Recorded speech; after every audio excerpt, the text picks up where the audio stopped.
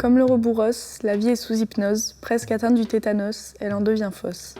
Nos rituels paraissent virtuels, tellement qu'ils en sont inhabituels, voire spirituels. L'important est de se recentrer, de ne plus chercher à attirer, il faut maîtriser pour devenir héritier.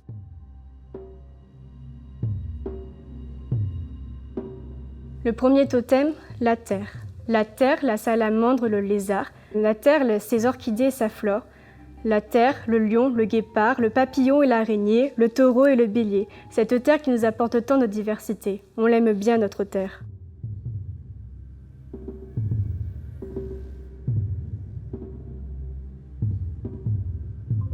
Un petit lutin caché dans son champignon pour éviter un lapin, voulant faire du lutin un trognon.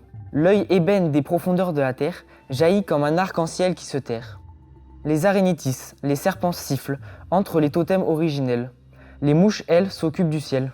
L'Ichthus, traversant le typhon, se fit attraper comme un chiffon. La tempête prit fin, les requins mangèrent à leur faim. L'Ichthus redevint poisson pour pouvoir aller plus profond. Déméter libère les totems de l'emprise du serpentaire. Les 4 éléments sauvés signent la fin du volet. Le deuxième totem, l'eau. L'eau, l'élément primaire de notre cycle, les intempéries du cycle de notre eau. Orage, tempête, ouragan, cyclone. L'eau thermale et ses soins, chacun le sien.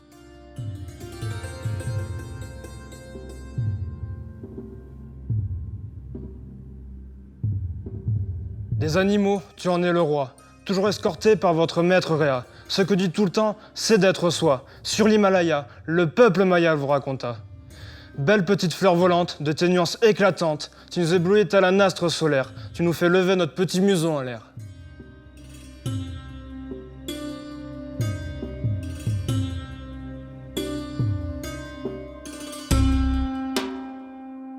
Deuxième totem, le feu.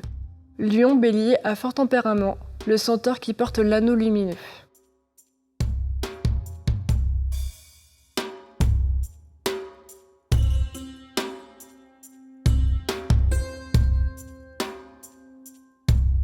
Les sorcières, on les a rendues hors pair, ou le monde les a faites prisonnières de leur savoir-faire. Le seul amalgame que l'on peut faire est leur pentagramme que seules, mesdames, acquièrent un état d'âme assez formidable. Le chemin de la guérison et l'importance de la combinaison de leur antipoison pour un nouvel horizon.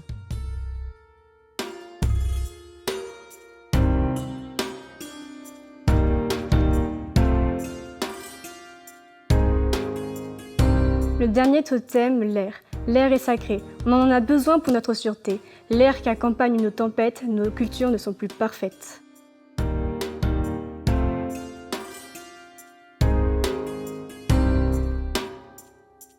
Et si on était Artémis, ou seulement un prémisse, c'est vrai, le futur se précise, plus aucune maîtrise.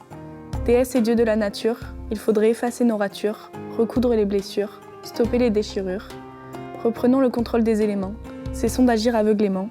La terre se meurt, vraiment, il ne suffit plus d'un simple pansement.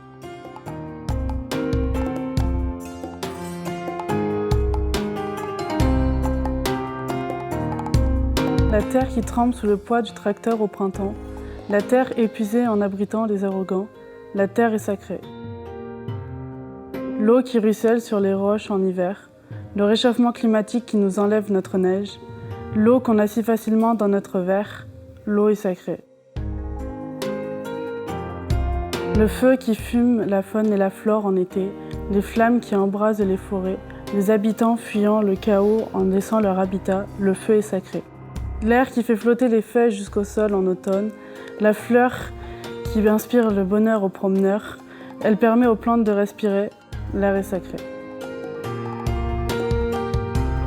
La terre est sacrée, l'eau est sacrée, le feu est sacré, l'air est sacré, la terre